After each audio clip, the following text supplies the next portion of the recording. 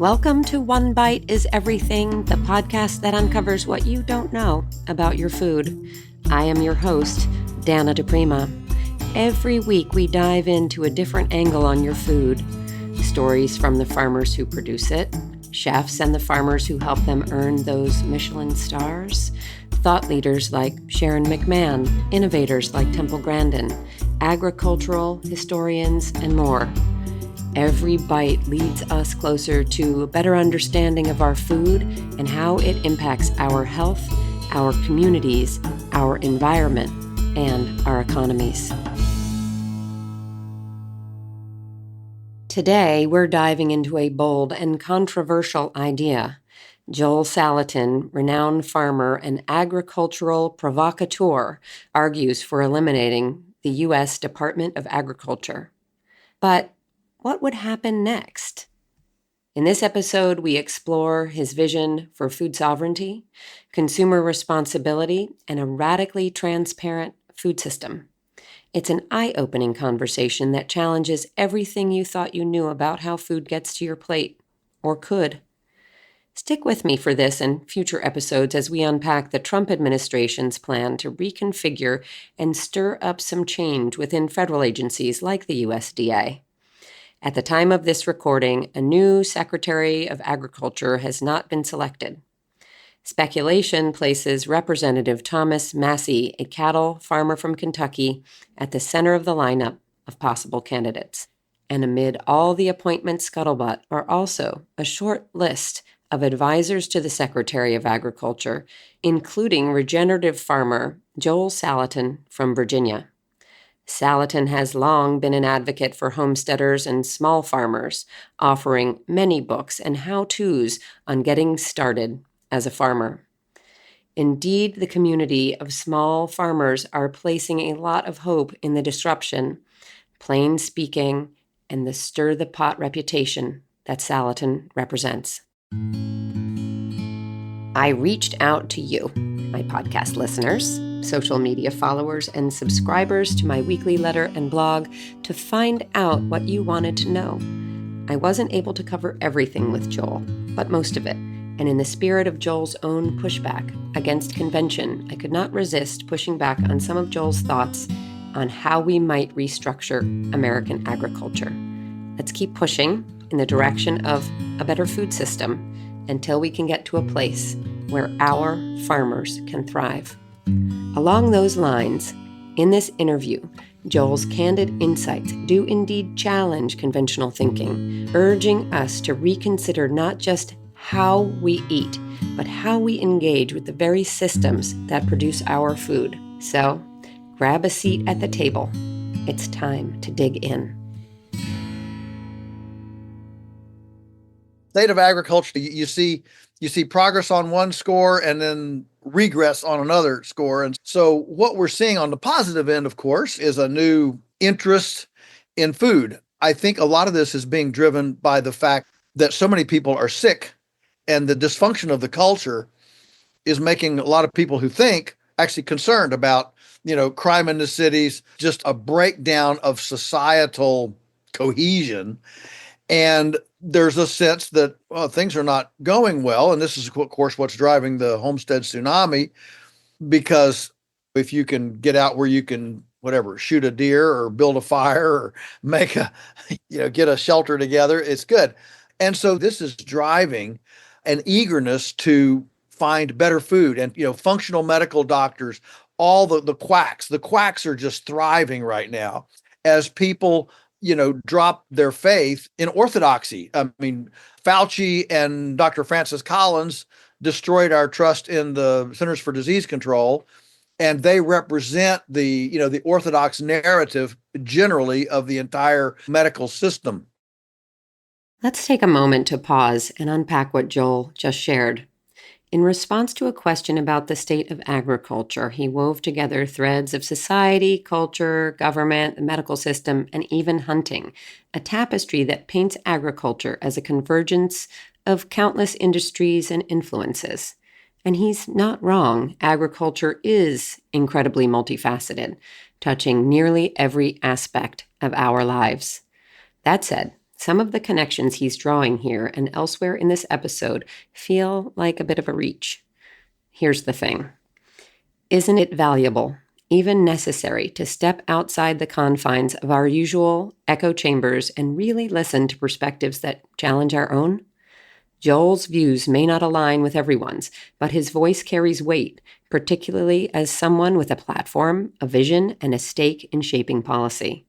Engaging with these perspectives, even when they feel uncomfortable or far-fetched, offers us the chance to expand our understanding of the larger conversation and perhaps contribute to meaningful change. There's a large portion of the population that isn't going to rely on, hunting and foraging at this point in our modern society. Right. And you've got a really big farm. Can't I just go there instead? Is that what I could rely on? Yes, exactly. So security, safety, resiliency in our food supply, yeah, that's certainly as good as hunting. And so what's happening is people more and more non-farmers are looking for close relationships, alliances, and dependability within their provenance. And that's driving them away from Tyson. And frankly, it's driving them away from many of the mid-level restaurant chains. I mean, if you're watching the restaurants right now, there are many middle brands, Applebee's, Red Lobsters, kind of the middle spectrum. And they're very much in trouble right now. And some of the chains have actually closed. So I think we have this kind of new interest in food quality. I'll just say that, as a broad topic. I love where you sit because you have been a proponent for food quality for a long time, like treating your animals well, doing rotational grazing, keeping all different kinds of species on your farm, supporting one another. I sit in a space where I am constantly trying to connect non-farmers with their farmers. And I will tell you that the preponderance of people who are even college educated, health conscious, don't know farmers. Many of them don't know farmers. And when they go to their grocery stores, which is where the majority of them are shopping and where people are still shopping, going to a supermarket and getting your carrots that came from 1,500 miles away, they put them in their cart without thinking about it. Now, of course, there are farmers markets as well. If these are our options, shopping from a farm, shopping from a farmer's market, and shopping from a grocery store, we have a spectrum of farms there, right? We've got small farms, we have mid-sized farms, and we have big ag. And so I just want to get a sense for what you think the state of affairs is from a farming perspective in the United States, like what's going well and what's not going well. Yeah, I think what's going well is this renewed interest. And I know, look, convenience is everything, but I can assure you that generally the farmers that I'm friends with that are direct marketing, that are building direct brands, direct branding with, their neighborhood, their bioregion, they are enjoying a resurgence of interest and activity. We certainly are. And so that's a good thing. I mean, goodness, for the first time, I don't know, in my memory, we're out of pork sausage and out of ground beef. I mean, that's never happened before. And, I talk to farmers all the time in this space, and I think we're enjoying a resurgence of interest in the space. Now, the other side of that coin, because generally trajectories are not culture wide, they kind of meander. So the other side of that coin is a increased regulatory tyranny, I'll just call it, from the food inspection sector that I can tell you is making it harder and harder for small neighborhood abattoirs and food processors to stay in business. There seems to be these young, I call them food police, that come out of inspection school. There seems to be a general distrust of business, and especially for slaughterhouses that are doing animals, because we need to get rid of animals. They've gone through college and they've heard that, we're all going to die because of cows. And so there's a growing general prejudice, if you will, against animal agriculture. And you have these fearful narratives. What Joel is referring to here is that smaller meat processors find themselves squeezed by mounting regulatory pressures, industry consolidation, and societal biases against animal agriculture, particularly cows, often labeled as environmental culprits. What Joel is suggesting is that stricter inspections and regulatory requirements on slaughterhouses could be seen as aligning with broader efforts to limit animal agriculture under the guise of environmental responsibility.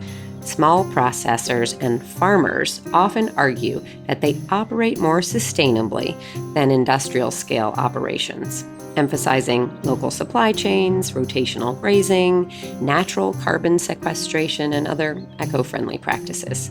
These nuances are sometimes overshadowed by the sometimes environmental or vegan narrative targeting the livestock sector as a whole. These ideas beg the question, are we addressing the right targets in our fight for environmental and food system reform? Let's continue.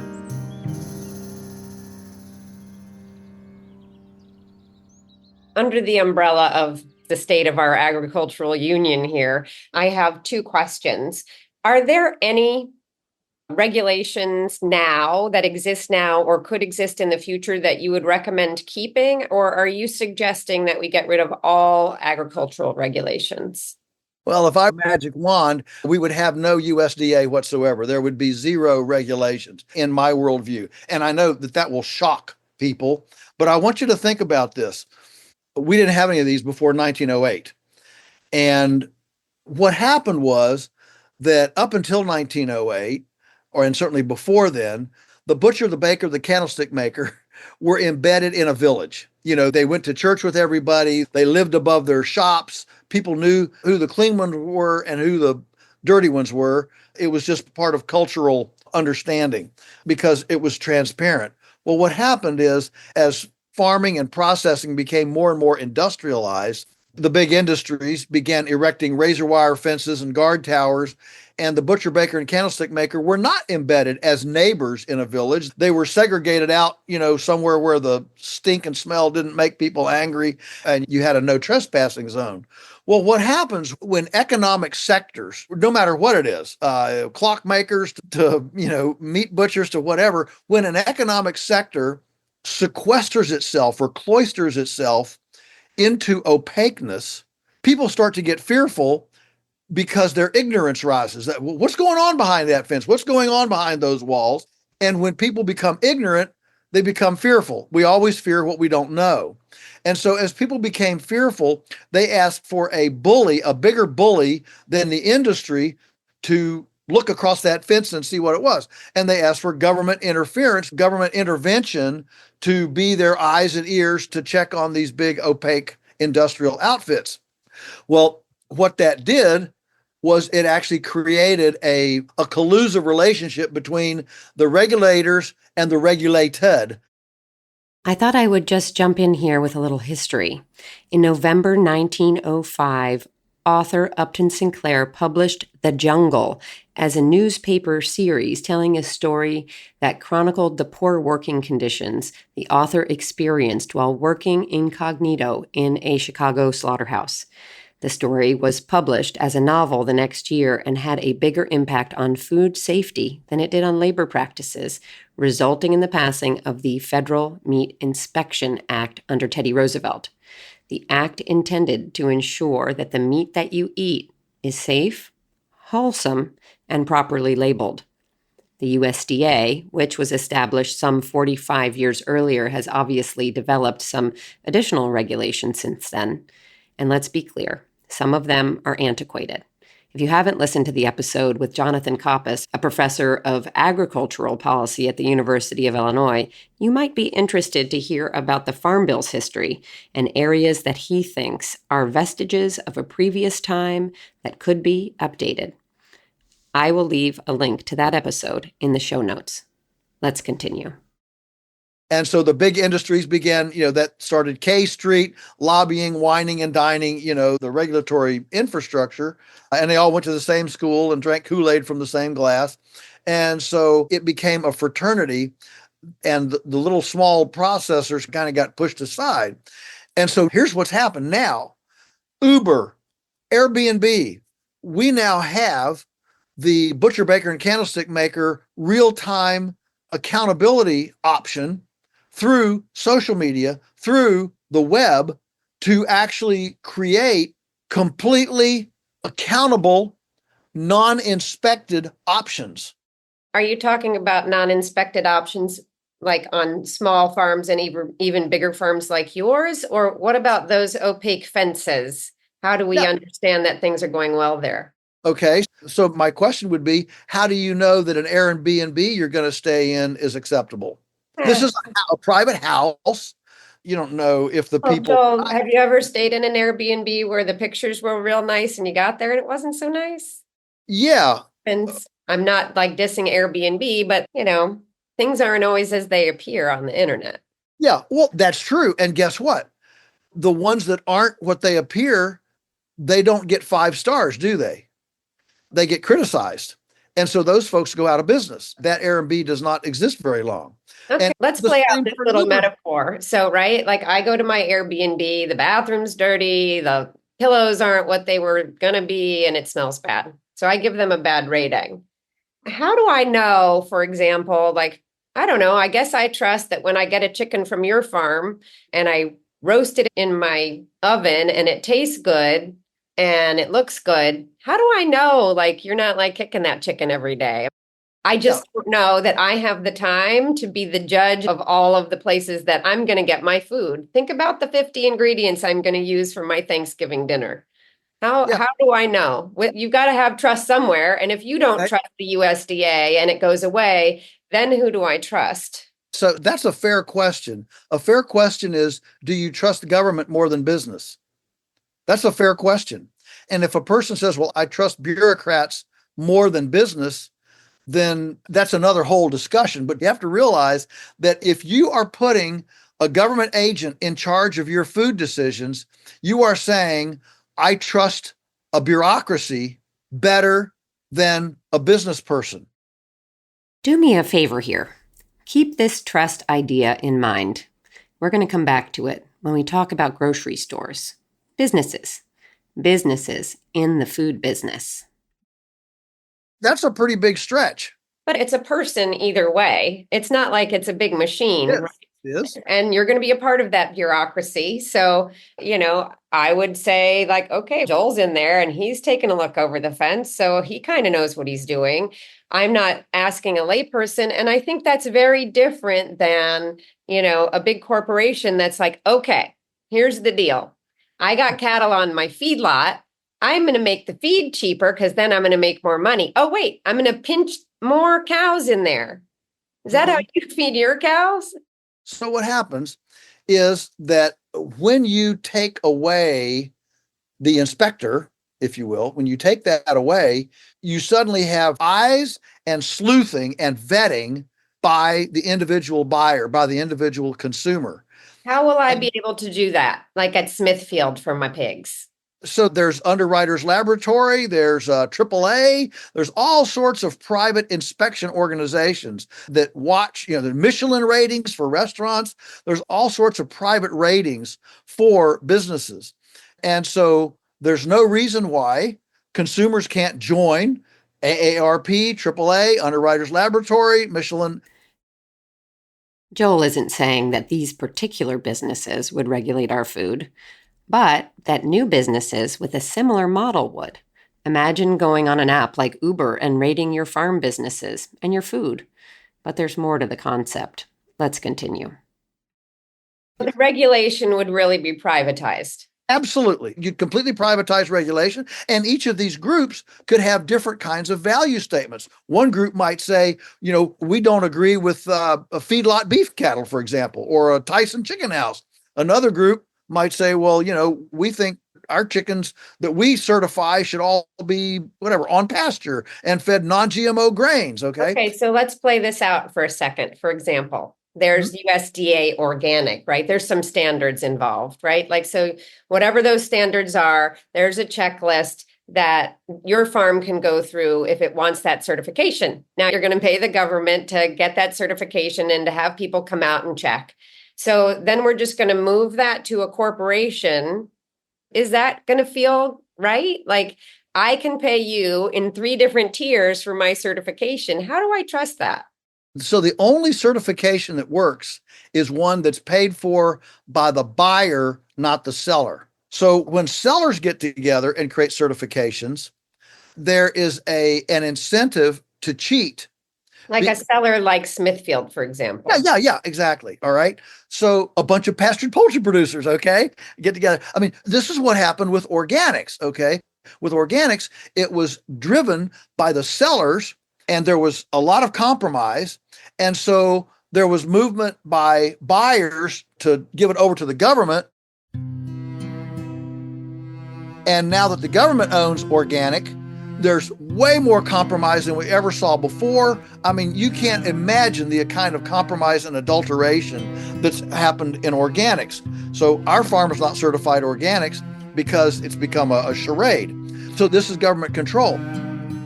Here's my concern. Wouldn't we be trading one kind of control for another? Also, let's talk about money. I wonder if you're thinking about how much you're going to have to pay for this as a consumer. I hear so much griping about the price of chicken or eggs or pesticide-free fruit, for example.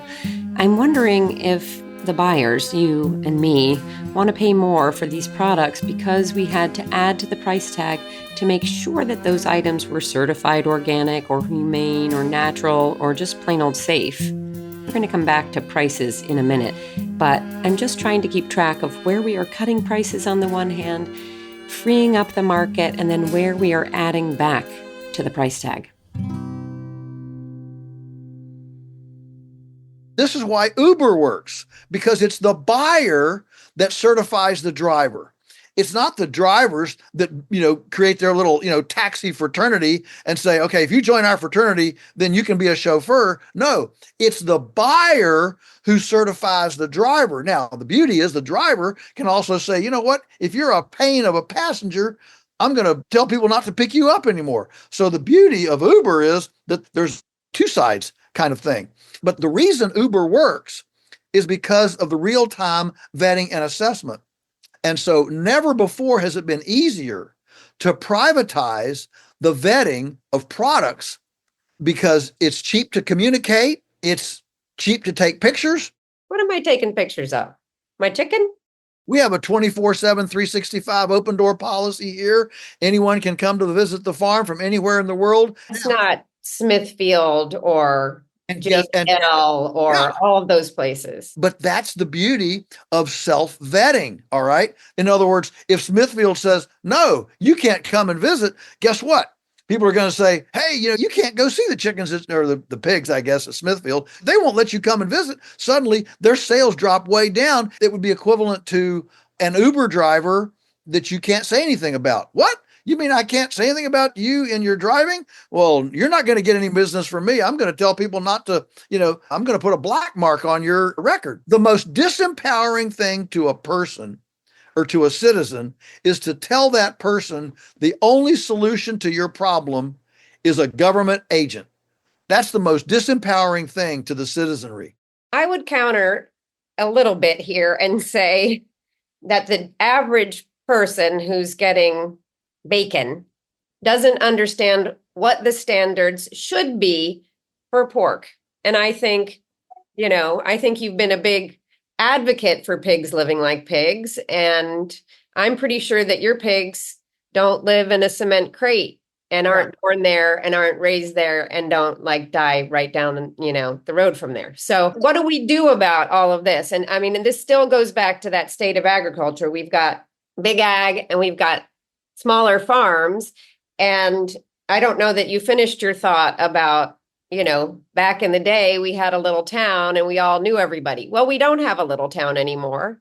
And when push comes to shove, I'm going to have an easy way to get my bacon at the supermarket in a plastic thingy that says it's hickory smoked, and I have no idea how it's raised. And I, as a consumer, how am I going to say oh, well, the standards for this should be very different? Who's going to do that?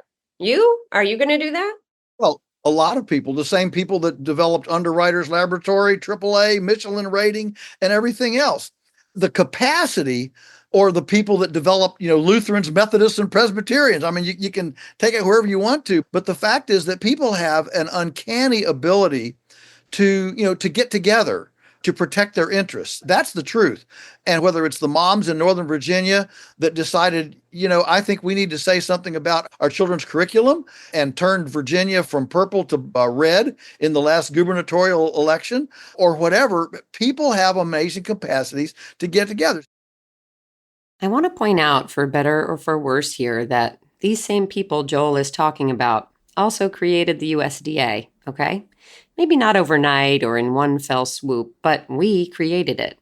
Go back to that time in 1906 when we freaked out over an insider's view on how our meat was being processed, and more was added over time. And that's not to say it doesn't need an overhaul. The USDA, as well as other government agencies and businesses, all that we created, all of them have room for improvement. Let's keep that in mind as Joel continues. So the mom shopping for her hickory smoked bacon at the supermarket, the first thing is to realize the supermarket is not your friend. We didn't have a supermarket before 1946. So instead of trying to figure out how to get good food in a supermarket, let's just circumvent the supermarket. Just eliminate the supermarket. All right, I'm not trying to nitpick here, but the supermarket that we are supposed to get rid of, it's a business.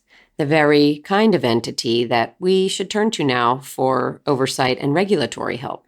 So if I'm following what Joel is saying here, we're supposed to trust businesses over government agencies, but just not supermarket businesses. I am concerned about supermarkets too, big time. They are dictating what you have access to. Only the tomatoes that can last in a truck and on a shelf for weeks. Only the cheapest, most shelf-stable foods. And I would argue, just for a second here, that we consumers put our farmers, who we find in the farmers market, through 10 hoops before we buy their carrots. But in the supermarket, we just toss the bag of carrots into the cart and move on to the cashier, no questions asked. Who should we trust? Not the government, not the agencies that we put in place to do the hard work for us, not the supermarkets. I am not so sure about the Uber and Yelp models either. Are you? These are not easy questions, and they don't have easy answers either. Well, Joel and I agree that shopping straight from your farmers is the best way to go, but a ton of questions remain. You can get great bacon delivered to your doorstep, UPS, from all sorts of great farms in the country, or farmers market, or direct market farms in your community. The fact is, the ability to get better food has never been easier or more convenient, and the ability to cook from scratch has never been easier or more convenient. We've got time-baked crock pots, Instapots, we've got, hot and cold running water.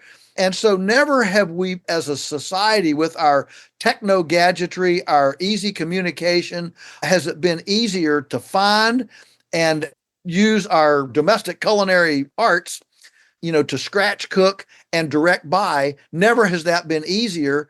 And so what you have to do is, forget following the Kardashians on TikTok and put some emphasis on following your smoked bacon from your farmer. That's all this is. I don't know what the statistic is for women, but for men, I know that right now, the average American male between 25 and 35 spends 20 hours a week playing video games.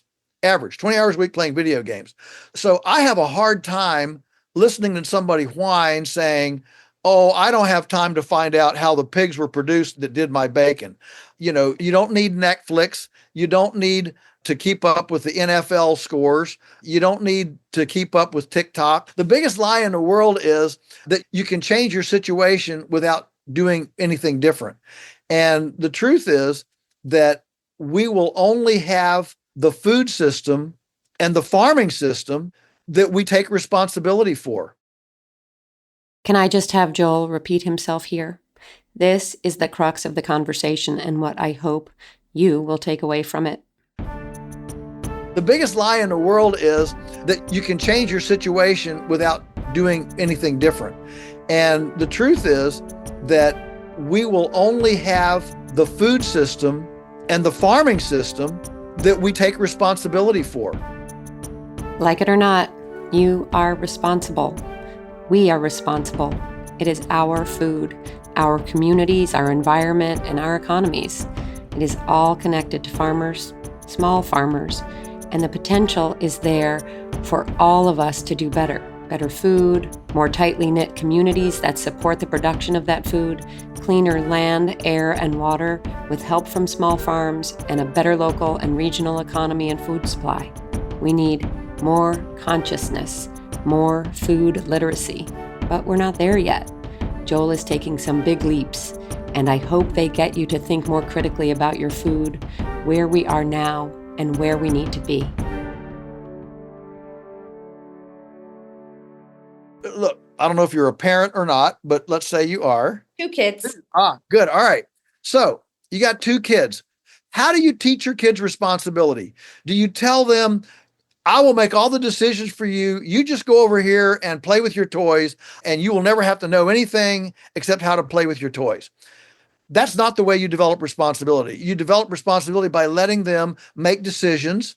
Obviously, little decisions at first, and then bigger and bigger decisions, to learn what decision making and responsibility from my decisions, how that affects me. And look, I think you and I would agree that we want educated, knowledgeable consumers. We would love for people to actually understand how a pig is raised, how tomatoes get processed. We would love for that to happen. So how do we do that? Well, we do that by putting the onus of the decision making on the person buying it. Yeah, okay. It's your responsibility. What happens is when that little government inspector says, hey, this is all great, this is just fine, people say, okay, I don't have to know about that anymore. I don't have to think about that. I'll just go over here and play with my toys and let, mommy government make all my decisions for me. And you get ignorance like we've never seen before in any culture. I can appreciate Joel's sentiment on sovereignty, but the picture he paints can feel a little bit, patronizing. As a society, we have been catapulted into a hustle culture where time is commodified because of its scarcity. So the sovereignty that Joel is passionate about us all having feels like a luxury reserved for those who have the time to spend learning, vetting, sleuthing, etc. Most hardworking Americans do not have this luxury, which is a key hole in his argument here. We also struggle mightily in the decades since most families had at least a small farm to provide some of the basics, to really know where our food comes from, or to care. Supermarket convenience has really had an impact. Our food literacy is low and deteriorating. So this bears the question, are we as a society ready to revolutionize the food industry at this point in time? Or are there foundational societal structures that need to change before we revolutionize these food systems? When we started doing chickens so long ago. I remember you could not go to a store and buy boneless, skinless breast. I mean, you couldn't buy it. If you had a recipe for boneless, skinless breast, you bought a chicken at the store or a chicken from your local farmer, and you went home and you took a knife and a cutting board and you cut out the boneless, skinless breast and you put the rest in stock or, picked it off for casserole, whatever. Today, half of our customers don't even know a chicken has bones. I mean, it's like they think we go out and we, pick boneless, skinless breasts off some sort of a apple tree. This is the level of ignorance that we have in our culture. And so if we're going to start moving food knowledge to a place of understanding, it starts by putting the onus of the decision making on us as individuals so that we know. I mean, this is what happened in COVID when moms started seeing, you mean this is what they're teaching my kid in school? Man, I don't like what they're teaching my kid in school. And we had a revolution of homeschooling as a result of COVID, as a result of parents actually becoming informed of what their kids were being taught because they saw what they were being taught. That's the same kind of reaction that happens when people find out how their pigs are treated at Smithfield, how their chickens are treated at Tyson, or how their tomatoes are treated in, the San Joaquin Valley of California. It's the same reaction. All right, let's go to reality here for a second. We're not going to go back to a small town model. It's just, utopian, and realistically, we're just not going to be able to crank that one back. So we're still going to have big ag. We're still, my guess is there'll still be some semblance of the USDA, even if, the new secretary and the new president, make America healthy again, has some opportunity to dial back some of the regulations or some of the infrastructure. There'll be something. What do you think that would look like? I'm with you. And my whole point of Uber and Airbnb is that it has brought that butcher, baker, candlestick maker, village voice to a global discussion. We have re-villagized our ability to vet, to have a conversation, but it's on a global scale on the internet. That's my point with the embedded. No, I know we're not going to go back to little villages. What we have now, though, is a much bigger voice. They didn't have an internet. We've got an internet. And so we can take that kind of conversation that was from the village voice, and the internet has allowed us to democratize that conversation. That's one element. Then the second thing is, well, what is doable? And so this is where I think we need a food emancipation proclamation. And I know those are very, strong words. But what we have right now is we have thousands and thousands of small farm entrepreneurs like me who are ready to access our neighbors with chicken pot pie, with homemade bologna, with all sorts with raw milk, for crying out loud. We're ready to access our neighbors, but the bureaucracy says that's illegal. You can't do that. Now we can give it away. And that's wonderful. We can give it away to the, fire department bingo fundraiser. We can give it away to the church potluck fundraiser. We can give it away. You just can't sell it. Well, what is it about suddenly taking a dime for a chicken pot pie that suddenly makes it hazardous? When I could give it to you, you can eat it, you can feed it to your children, and everybody's great. I just can't sell it to you. And so we desperately need a way for those of us who want to exercise our freedom of choice as consenting adults to exercise a food transaction with our neighbors. That's a place to start.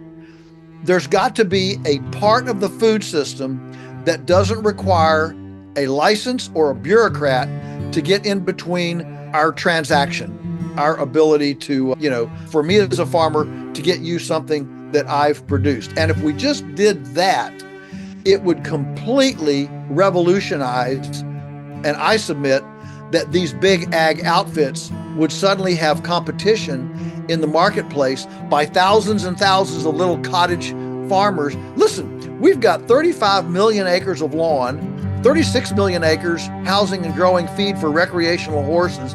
That's enough land to feed the entire country without a single farm. If we unleash the entrepreneurial, cottage scale, village scale option on our food system, it would absolutely collapse big ag and the stranglehold they have on our systems border.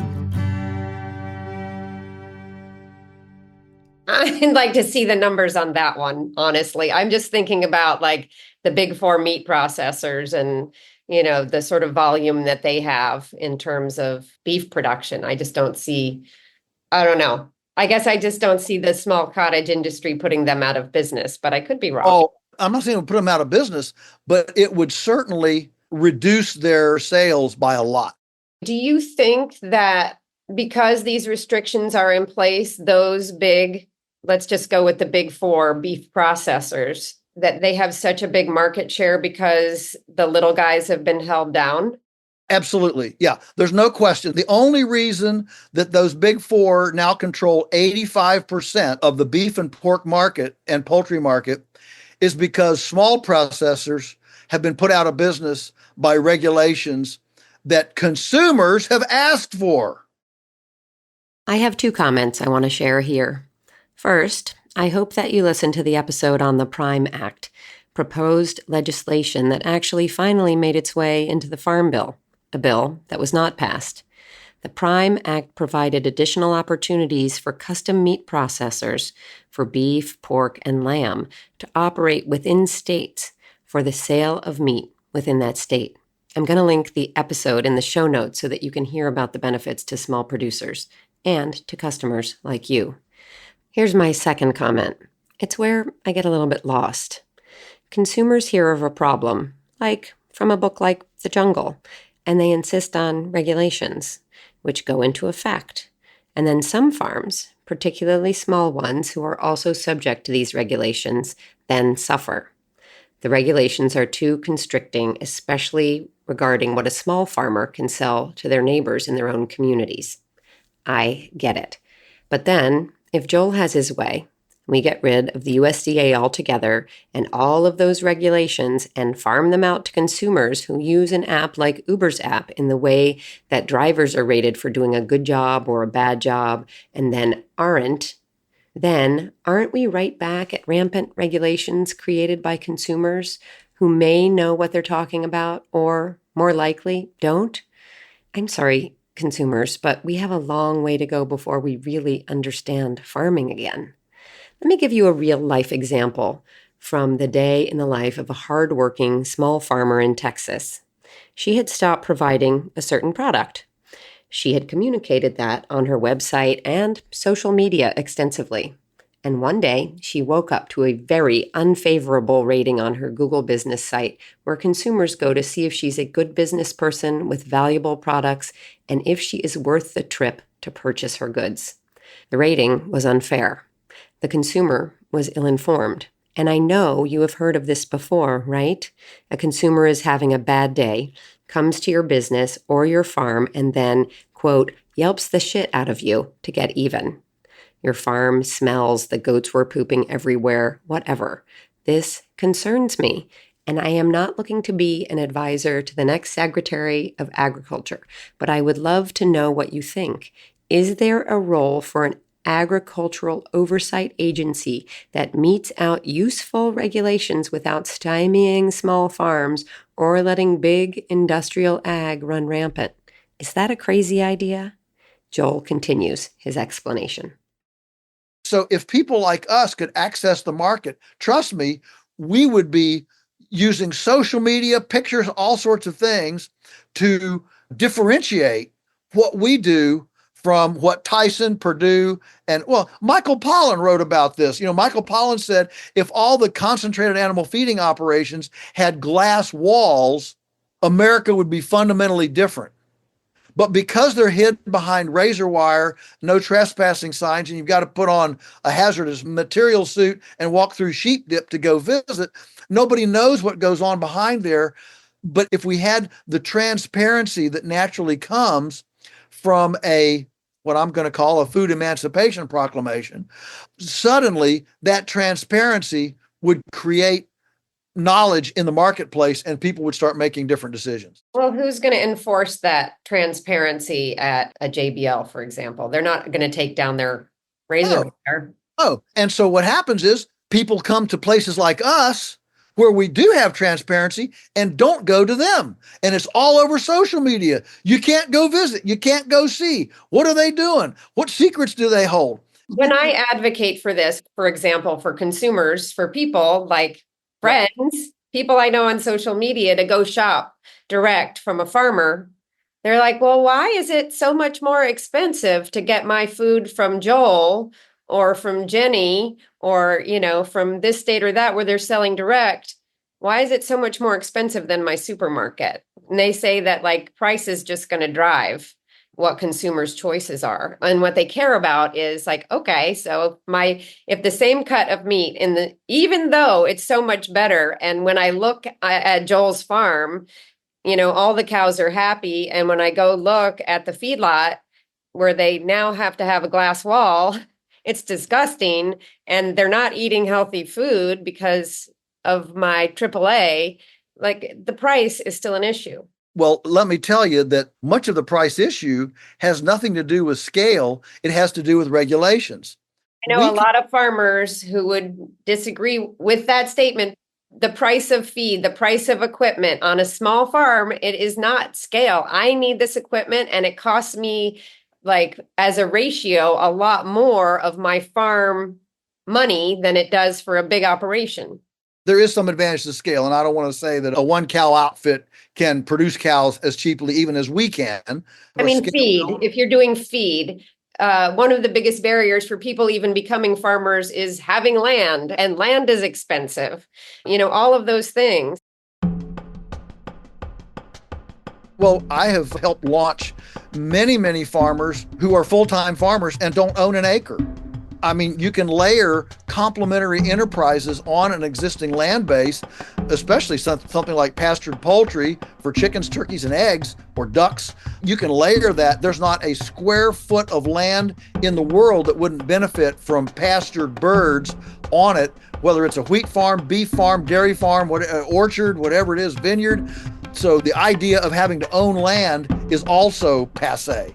A farmer doesn't need to own land. All you have to do is have access to land. And a lot of times that means stacking an additional enterprise on an existing land base with another farmer. But what we've got this mentality of monocultures, monospecies, monocrops, and we don't think about diversifying complementary enterprises on an existing land base. And that's a shame. So meaning if I wanted to do pastured poultry, I could go to somebody who's running cattle on some land and say, hey, can I put my chickens on it? Exactly. I'll put my chickens there and I'll make you have really, really good green grass, and you don't even have to pay me for the fertilizer. All right. So let's talk about money for a second, because I did share that I was talking with you and I got a lot of questions. One of the things I'm curious about, and that some of my followers were curious about, is there are farms out there that are currently operating with intense inputs into their farm operations, whether it's nitrogen, phosphorus, et cetera, fertilizers, pesticides, herbicides, all of those things, glyphosate, right? Like they're running all of this, they're using GMO seed, and they are on a treadmill. They are stuck. They are at a production level. They have loans they have to pay. They have, seed being advanced to them, all of these things that are very much a part of an industrial agricultural system. Right. And a lot of farmers want out from under that. And so one of the questions was, what kind of financial support could an entity like the USDA provide to farmers so that they can transition, for example, from this more industrial format of agriculture to something more regenerative if they were, interested. And I think the symbol of you moving to be an advisor to the USDA is something that makes them think about this. Are we going to be pushing for more regenerative farms? And if so, what happens for farms that need to transition?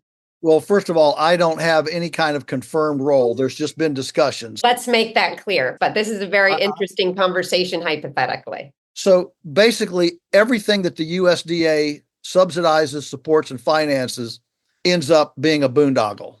My heart aches and breaks for them. I get that. I am a farmer. But for the most part, these farmers that are quote unquote caught in this trap now have been making fun of me and saying that I'm Neanderthal and some barbarian and I want to starve half the world because we all know what you do doesn't work. I've lived with that all my life. And frankly, I have very little sympathy for somebody who has done that kind of preaching to now beg for some sort of government bailout if there is a change. And so, like in New Zealand, in one fell swoop, they eliminated all government subsidies, period. Boom. Half the farmers went out of business, but it made an incredibly strong agricultural sector. And so, can you explain that a little bit? In New Zealand, they eliminated the extension service. They eliminated all subsidies. They eliminated all government financial interventions in agriculture. And roughly within 2 years, half of the farmers folded. They went out of business. But their farms got picked up by young people that were ready to do different things. I mean, many of those farmers were ready to retire anyway. And so the fact is that the transition was, yes, it was difficult. But what came out of it was the innovations of New Zealand K-line irrigation systems, electric fencing systems, controlled grazing systems. Unbelievable change occurred as a result of the government exit.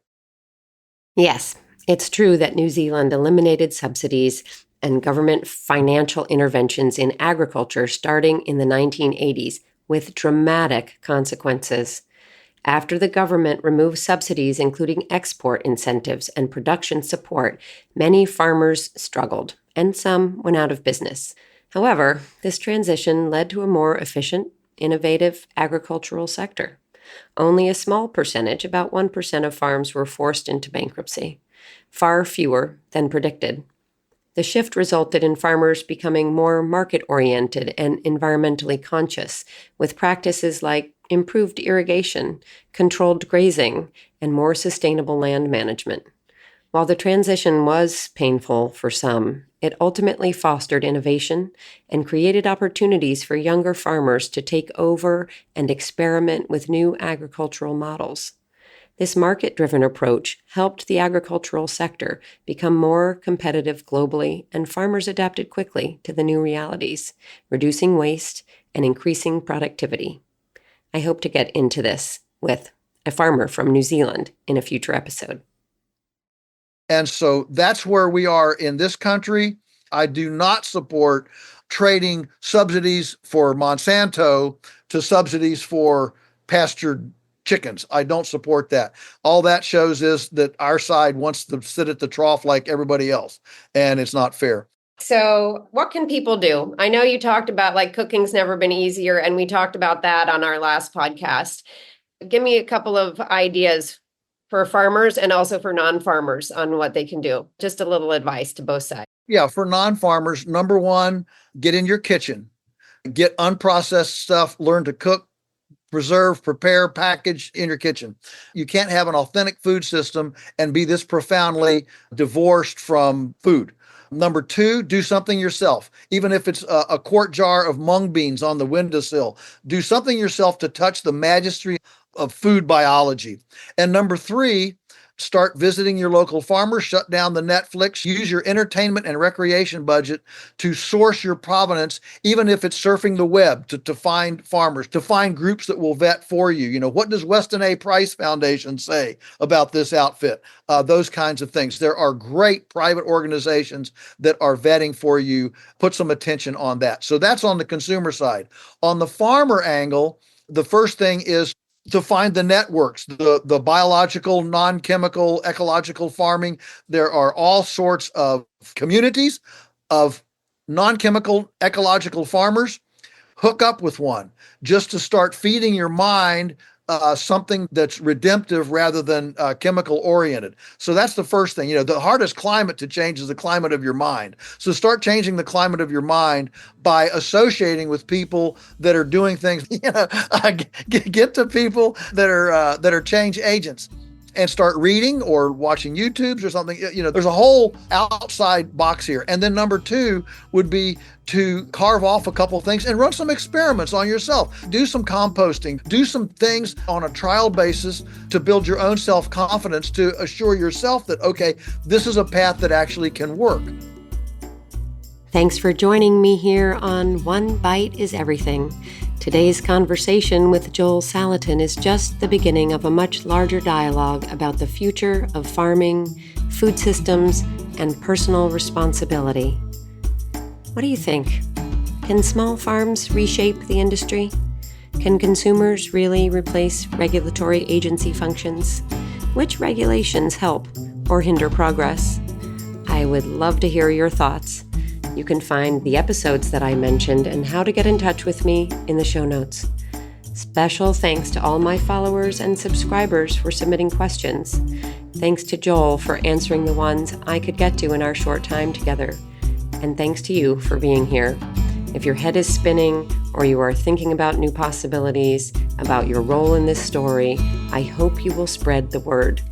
Share this episode with a friend who wants to stay on top of the latest and what's going on behind the scenes with our food.